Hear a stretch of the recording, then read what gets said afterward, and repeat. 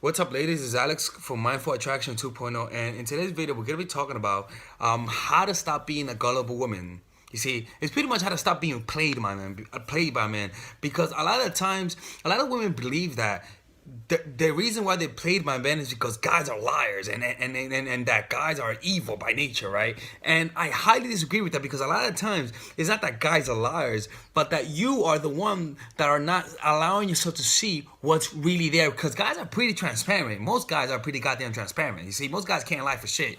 You see, and you a lot of times it's just women that lets them lie to them. And I'm gonna tell you why. I'm gonna tell you the two simple steps that you have to perform to avoid these kind of problems. All right. So this is gonna save you a lot of heartbreak. So this is things that when the ego is involved, and when we're too clouded by our desire to attain that kind of relationship, no matter what happens, no matter what signs the guy gives you of him being a bad person, of him being destructive, you see what you want to see and ignore the warning signs. You see, it makes you irrational, and because you're too excited about the potential relationship. You see, and that's why you may think that you're someone who's controlled, who will never get with that kind of guy that Becky's with. But when it comes to you, when it's your turn to be in a relationship, you're the one that acts the same. You suddenly, your personality completely changes because you become blinded by the possible fantasy of having the perfect relationship. First, observe the events. Observe what's going on around you. Observe what's going on in your friend's life. Observe simply what happens usually in relationship. Observe the events. See past experiences from yourself and others, and soak yourself with their information, and have an open mind when events occur. So, in other words, learn to assess what happened in the past. Just look at the mistakes you made. Look at those mistakes and see if you're making them right now. Look at the mistakes that your friends have made and see if you're making those mistakes right now. Don't focus on the exterior, how amazing the guy is. Don't focus on how nice his dick is. Don't focus on how awesome, all that shit. Oh my God, he's so nice. He has a handcrafted penis. Don't focus on that kind of stuff. Focus on the mistakes you've done and see if you're doing it right now. What does that mean? Okay. Are you in this? Do you sense an intense desire for a relationship that consumes you? Were you unhappy prior to this relationship and you're using this to feel good? When I'm not talking about how awesome this dude is, I'm asking you if you're making the mistakes that causes you to go blind. Because most of the time the mistakes come from that place. You see what I'm saying? So observe if you're making that mistake. Observe if you're late, if the intensity is so intense that you're just not seeing anything. You're not aware of your life. You're not aware of the environment. You're just so blinded. It feels amazing, but that pleasure is what blinds you. It's what skews your decision making. It's what lowers your standards. You see? And also, when you do this, when you just begin observing what you've done in the past that are wrong, observing what others have done, you begin to have a fingertip feel for the kind of guys you kind of want and kind of don't want. You see, because you in the past you wouldn't think about that. What you only think about is the future, and that needs to happen.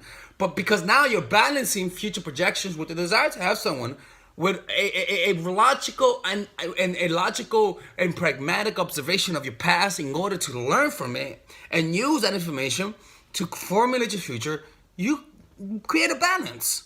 You're not going to make the right decision all the time, but you create a balance. You see? And from there, now you're able to create a strategy to get the guy.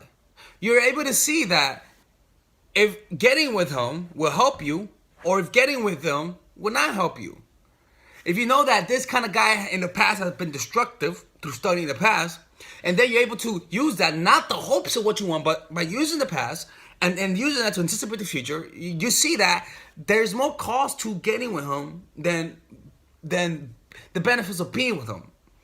You see, and so you want to mix emotions because, sometimes the person's not flawed, so you want to forgive some parts, but also you want to mix in the logic, your left brain, and analyze the costs and benefits to it, and be a little pragmatic about it. A lot of women are just too emotional. They're just so emotional. They just want their fantasy so badly that they become blinded from a lot of obvious signs that everyone sees, but not you. Right? This also helps you make the right decision. You know where you're going, so decision making is faster. You see? Clearer and with more certainty. You know which battles to take and which battles to avoid. Why? Because you're getting closer to reality. You're observing the good and the bad, the past mistakes and future anticipation based on those past mistakes, and you're becoming more rational. But it doesn't mean you lack emotion, but you're just more rational. You make better decisions, and good decision is the basis of a good life, in my opinion, right? And also then after that, you could practice this by seeing things that you're finding problematic and seeing where you went wrong and what signs you missed. If you study past guys and see what caused you to not see it and what were those signs, you see, and then learn. Now bring it into the present and see which mistakes you're making right now, like I said earlier. So learn to observe what's in front of you. Learn to look at everything before you make a decision, and that requires you to detach yourself from the outcome. Be as willing to let go as to actually stay with him. It's like when you go, for example, it's kind of like when I go talk to a girl, right? There's a big difference between me approaching a girl and before I approach, I want this to work, as opposed to me approaching a girl and before I approach, I just think in my mind, I just think in my mind, this is not gonna work out. Let me just do it. Like fuck it, right? Like let me just do it. Like I know she's not gonna like me, but fuck it. Like just assume like it's not gonna work out, so you don't expect anything. So what happens when you do that? Hey, what's up? Don't talk to me. Okay, cool. Sorry. Take care. As opposed to, hey, what's up? Don't talk to me. Oh, I'm sorry. The next time the next girl comes, I'm like, oh fuck, I don't want to experience the pain. Why did you experience pain? Because in the first one, you were attached to the outcome. In the second one, you weren't attached. So you got to untether yourself before you do anything with a guy, before you commit to a guy. Untether yourself so you could at least be a little bit more open to see the signs. You see? Does that make sense? Okay. Thank you and have a good day. Bye-bye. All right, ladies and gentlemen, if you guys ever want to learn how to use your feminine energy to influence people, learn how to use your masculine energy to become more assertive, and also learn how to blend both energies to improve your dating life, your spiritual life, honestly, your relationship life, your family life, your career life, this is the course for you. If I had to make a course for my nieces, I have two nieces, one is 19 and one is 15. 16. Holy shit. Oh my God, he's a bad fucking uncle. He's a bad uncle. Get him. Shut up, Melissa. You should get this course, right? And this is the course that I will make for them. So, for example, watch the curriculum, right? In the first week, we're going to be showing you how to establish a strong masculine foundation without letting it hurt your feminine energy. This masculine foundation is a source of who you are, right? It's your bodyguard. Without this, whatever feminine energy you create will be destroyed by the outside, because your masculine is your shield. So we'll talk about goal setting. We'll talk about how to develop a serious attitude. We're gonna be talking about how to use more logic, how to use more goal-oriented behavior. It's more how to be a man, Now the next one is how to embrace the feminine energy, right? This one will teach you about how to minimize excessive masculine traits, developing self-awareness, healing abundant feminine energy, regulating your emotion, mastering voice qualities and facial expressions, surrendering control, and allowing pain to be felt. This is honestly, this will supercharge, like Kaioken, your masculine energy. After that, we have femininity in the workplace and how to be feminine in the workplace without letting people take advantage of you, and the nuances of how women of power should behave versus women who are subordinates in the workplace, and even the dress code. This is based on psychology, people. It's kind of insane. I'm actually excited about this one. The next week, we talk about navigating the labyrinth of male and female friendship. And this, a lot of women find confusing, so we talk about that. And how to identify envious friends, how to identify the good friends, how to keep male friends, and how to keep female friends.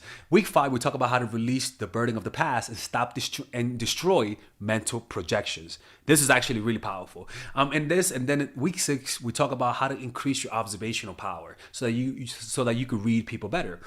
And we have a bunch of bonuses. The course starts at $99, and you guys can pre-order the course today at $69 before it goes out. If you're watching this, most likely I'm in the meditation retreat, so most likely I will be praying for all of you guys. And just click on the description down below of the video. Right there, you'll see it, and you could pre-order that course. It's gonna be out by the end of next month or the beginning of February of March. One of the two, people, because I have a 10-day retreat to do, and I want to finish the course after the retreat, because I think the ideas are gonna be so much better. All right, man. I'll see you guys later. Pre-order, man. I'm closing the channel.